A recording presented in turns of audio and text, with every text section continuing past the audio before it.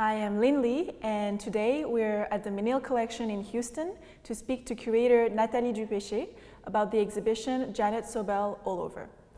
Hi Natalie. Hi. Thank you for joining us today. I'm happy to be here. So to start with the first question, this exhibition brings together Janet Sobel's paintings for the first time in over 60 years. Yes. So how was this show curated? The show has been in the works for a few years, and the idea for it came about because in late 2020, we received a group of works as a gift from one of the artist's grandsons, who happens to live locally near the Menil Collection here in Houston. This grandson gifted the Menil with one painting and 4 drawings, and we knew, of course, that we wanted to get these works out into the gallery and started to think about various collection displays, other works from the permanent collection that they could be hung with and would look really beautiful with. And out of that exercise of deciding what to pair with them, what to group with them, we really arrived rather organically at the idea to do a full exhibition of Janet Sobel's work, which had never been done before at that point. This is the first museum exhibition to focus on her abstract practice. Over the last 3.5 or so years, I've been working on this show, doing research in various archives, meeting other members of the family, and traveling to see I believe all of the works in person before we sort of made the checklist and, arrived at the full concept for the exhibition. And so this exhibition is a really, unique opportunity to see some of her major paintings all together. So we have loans from MoMA, from Crystal Bridges in Arkansas, from LACMA and the San Diego Museum of Art, both in California. And we're also really grateful to have a number of loans from various members of the Sobel family.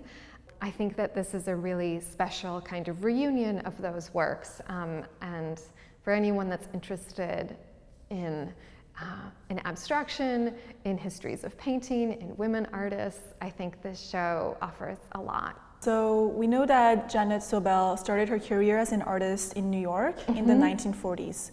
Can you tell us more about her rise to fame and what caught the eye of the critics and gallerists who championed her works at the time? Yeah, so Janet Sobel starts to make work around 1940 and has, as you said, this very rapid rise to fame. The first time her work is publicly shown is in early 1943 at the Brooklyn Museum, which was a kind of annual exhibition where artists who were living in the borough were invited to submit their work. So it was, I believe, an unjuried exhibition open to all artists living in that borough. She is practicing at that point a sort of style of painting that was described in the early 40s in that moment as naive or primitive painting. That style of her work, I'm thinking of paintings like Disappointment that we have here in the exhibition, caught the eye of an important collector and dealer named Sidney Janis. And it was he who put her work in a number of early exhibitions in like 1943, 44, that actually traveled around the United States. A big show was abstract and surrealist art in the United States that went to New York, but also Chicago and Santa Barbara and Portland, Oregon, and all of these places. So it's pretty remarkable, I think, to reflect that her work was on view, yes, in New York, but also like really all over the country. And from there, what's amazing is that Sobel has a pretty rapid evolution from those more figurative paintings that have figures, humans situated in floral surrounds, in landscape, to increasingly abstract compositions. In the fall of 1944, she catches the eye of Peggy Guggenheim, who is another important gallerist for modern artists in New York in that moment. And Peggy Guggenheim puts her in a group show in 1945, gives Sobel her second major solo show in 1946, and is also responsible for sending a number of her abstract paintings around the country to other exhibitions.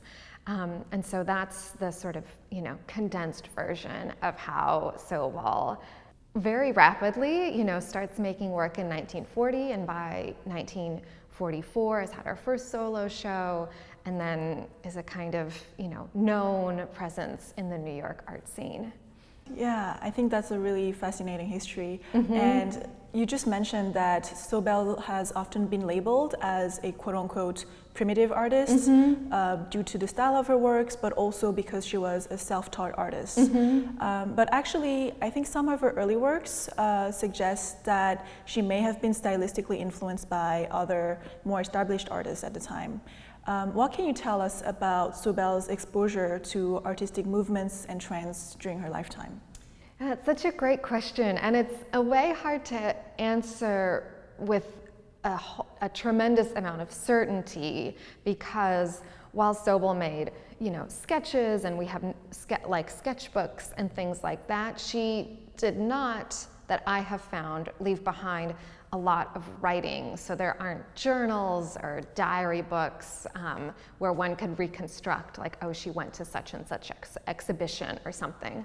So one of the earliest works in the exhibition is a drawing she made on the back of a brochure published by the Museum of Modern Art for a Salvador Dali exhibition that was held there around 1941. And so that, suggests to us, right, that she likely, perhaps went to that show or certainly was aware of it. And I also love the gesture, right, that she makes her drawing and signs it like right on top of the sort of Museum of Modern Art logo. It's a great kind of gesture of self-assertion in a way.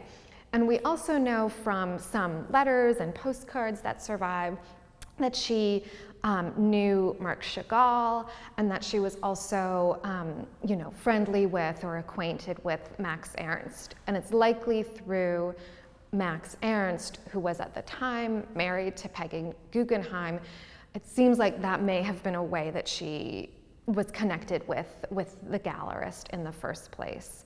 We have these sort of hints of her awareness of and familiarity with some of her artist peers, and also, her art was being shown alongside many of these artists too.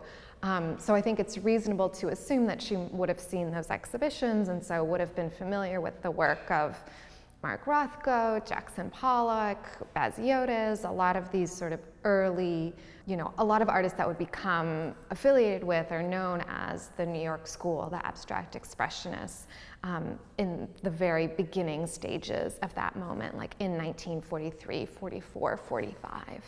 I was actually surprised to learn from this exhibition that Janet Sobel pioneered the all-over technique before Jackson Pollock. Can you explain to us her use of this technique and also the importance of Sobel in the history of abstract expressionism?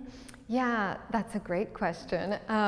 And the work that we have here, Milky Way, is really one of the best ways to sort of think about Sobel's use of drip painting techniques and her use of the all-over kind of approach to abstract painting, which involves, an artist applying non-representational marks over the entire surface of the canvas or board in a kind of non-hierarchical way. So giving as much attention to the edges as to the center. So it's a kind of, equal treatment almost of the support or of the surface. And Sobel, we know that Milky Way was first exhibited in early 1945. And so I think it's in, late 1944 or so when she begins to make works like this. And she was really adventurous and experimental with both her choice of art materials and the way that she applied them. So we know that she used not only oil paints, but also enamel paints, which may have come from her family's jewelry making business, which is a sort of great thing to think about and may account for the sort of luster and shine of a lot of her paints. She also would sometimes incorporate sand into her works, which we can see in some other pieces, not Milky Way, but some other paintings around the gallery. And to apply them, we know from accounts relayed by one of her sons, Saul Sobel, that she often worked on the horizontal and would drip paint, from a height onto the support, whether it was a canvas or a board or whatever, and then would tip the support to manipulate the surface of the composition. She would also use glass pipettes and blow through them, and that was a way of sort of moving the wet pigment around the surface of the composition. And then I think there's also all kinds of other processes that she likely used that we, maybe that are harder to discern. But there's an untitled work that's hanging right next to Milky Way that has this sort of ridged pattern on the surface of the painting. And we don't really know how she achieved that, but I've heard lots of guesses, including that she used corrugated cardboard as a kind of stamp, or possibly tires from children's toys, or possibly a kind of implement for like laying tile, like this sort of ridged, scooped, to get that kind of ridged and scooped look. So she used all kinds of different art materials, applied them in all different kinds of ways. And yeah, her experimental approach is one of the very first that applied painting by dripping it, right? And also making these all over abstract paintings. And we know that, this painting, Milky Way, is shown first in early 1945. It's shown in Peggy Guggenheim's gallery in the very first months of 1946. And there's an account that the American critic Clement Greenberg later relays that he, Greenberg, and Jackson Pollock went to see the exhibition that included this work, and that they admired it, and that it was, Greenberg said, the first really all-over effect that I had seen. So we know from, the sort of exhibition histories and knowing what other artists were showing that Sobel was really one of the real innovators of what became the abstract expressionist movement. To go back to something that you mentioned earlier, I think the way this exhibition is structured seems to suggest an evolution from figurative to abstract expressionist works. Can you tell us more about this shift from figuration to abstraction in Sobel's artistic journey? Yeah, that's totally, I think, the case. And it was a real question for me whether, when I started out doing this research, I wasn't sure if it was the case that she had done an evolution, or if she had been practicing both styles simultaneously, which, is a possibility, which could have been the case.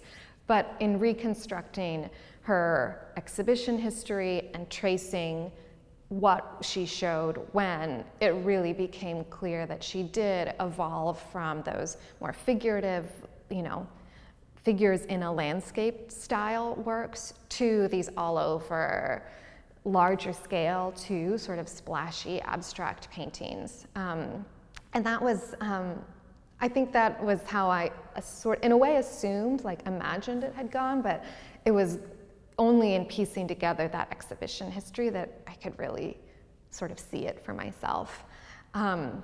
And that's how we structured the exhibition here too, where one walks into the gallery and you see some of her earliest works, you see Disappointment, you see that Dali drawing that I had just mentioned, and then you kind of you walk along the wall and you sort of see her evolution as there are these faces and figures that are embedded in landscape, but the landscape and figures sort of as you're walking along, they become more and more sort of tangled together and more enmeshed.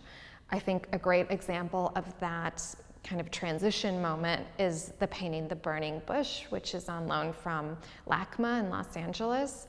And this is a painting where you can see that there's this sort of overgrown quality to the vegetation and the floral life, but there are still little faces sort of embedded in it. So it's, considered within the arc of her practice. If you sort of set that in your imagination next to things like Disappointment and next to things like Milky Way, you can really see, I think, how she's undergoing this kind of self-evolution from figures within a landscape to figures that are intermingled with the landscape, and then to totally, abstract painting that's just a real play of color and line and form, but doesn't have that, like the trace of figuration has been almost totally or completely sort of purged from it, right? So with things like Milky Way or some of like the painting that's in the Menil Collection or other works like that. What is the main takeaway that you wish the public would retain from this show?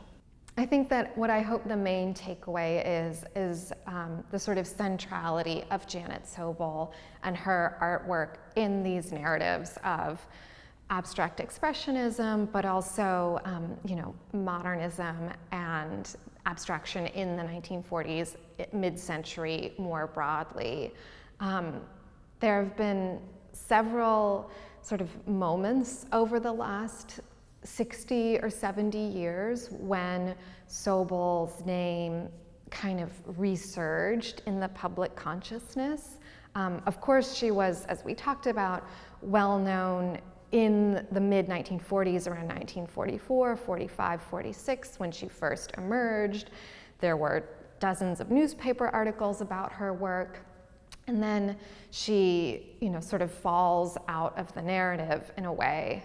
And then there are sort of moments where she comes back. In the late 1960s, MoMA acquired the painting Milky Way, and I think that was a moment where she sort of, in a way, was ready to be rediscovered. And there have been other instances like that, but it's never totally stuck. And so I really hope this exhibition is an occasion where, Janet Sobel is returned to the place that she had in her lifetime and the place that she really deserves in those sort of central narratives around abstraction. Yeah. All right, well, thank you so much for your time. Thank you.